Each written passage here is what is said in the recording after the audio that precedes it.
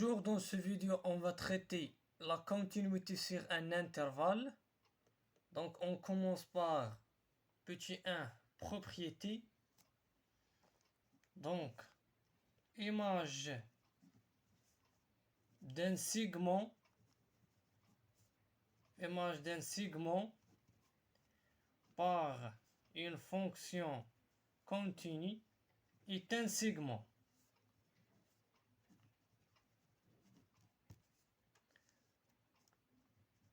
Image d'intervalle. Image d'intervalle par une fonction qui est continue. Par une fonction continue est un intervalle.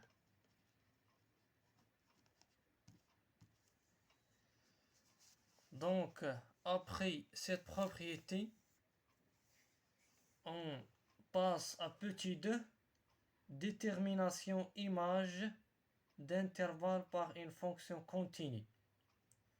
Donc, on traite petit 2 comment on détermine l'image d'intervalle par une fonction continue.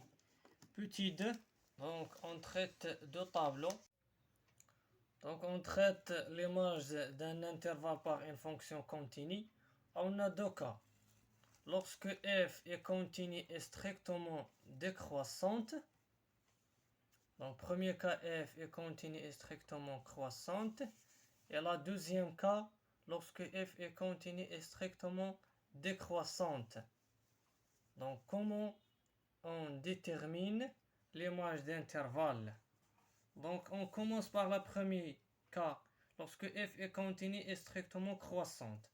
Donc on a l'intervalle i et l'image de l'intervalle par la fonction f.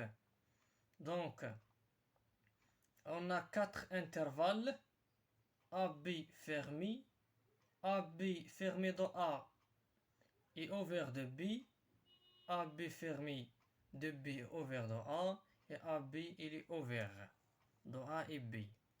Donc, ici, dans le premier cas, lorsque f est continue strictement croissante, on a l'intervalle AB, on calcule l'image directement.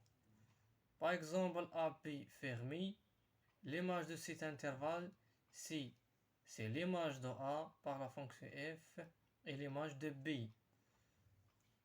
AB fermé de A et ouvert de B, on calcule l'image de A parce que A contient l'intervalle AB et la limite, on calcule la limite lorsque x tend vers B, B-, x inférieur à B de la fonction f de x parce que B ne contient pas à l'intervalle. Ainsi de suite. Et lorsqu'on calcule l'image de l'intervalle par la fonction continue strictement croissante, on ne change pas les bornes. Par contre, dans le deuxième cas, lorsque f est strictement décroissante, on a les mêmes intervalles dans le premier cas. On prend l'exemple AB, l'intervalle AB fermé. Donc on calcule l'image, de f de A et f de B. Mais on inverse les bornes parce que f est décroissante. C'est ça la différence entre le premier cas et le deuxième cas. On l'inverse, on calcule l'image, c'est l'image de même premier cas, mais on l'inverse les bornes. Donc AB, f de B, f de A. AB, c'est la limite lorsque x tend vers B-, f de x, f de A. On l'inverse. Donc c'est ça la différence entre premier cas et deuxième cas.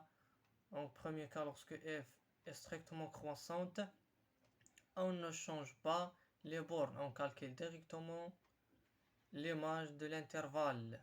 Donc l'image des bornes de l'intervalle. Par contre, dans le deuxième cas, lorsque f est strictement décroissante, on calcule l'image des bornes de l'intervalle, mais on inverse les places. des bornes.